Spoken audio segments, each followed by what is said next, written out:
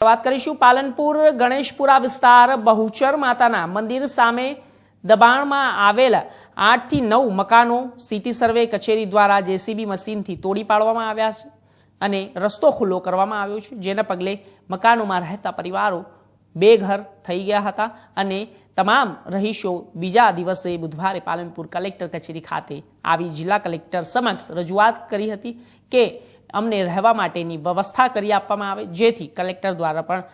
હકારાત્મક જવાબ આપવામાં આવ્યો હોવાનું જાણવા મળ્યું હતું। આ અંગે રહીશોએ જણાવ્યું હતું કે અમારા અહીં 8 થી 9 મકાનો હતા, અચાનક જ આવી નોટિસ આપ્યા વગર જ મકાનો તોડી પાડવામાં આવ્યા છે, જેથી અમે બધા રસ્તા ઉપર આવી ગયા છે, બેઘર થઈ ગયા છે, અમારે ખાવા પીવાના પણ કોઈ ઠેકાણા નથી, જેથી અમે કલેક્ટર જોડે આવી અમારી રહેવાની વ્યવસ્થા કરી તેવી માંગ પણ કરી હતી અને 3 દિવસમાં અમારી માંગણી પૂરી કરે, 3 દિવસ અમને હકારાત્મક જવાબ મળે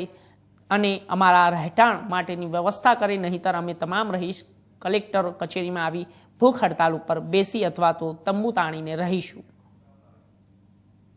મકાનનો અમારે અહીંયા 8-9 મકાન હતા, અચાનક જ જીસીબી આવી, અમને કોઈ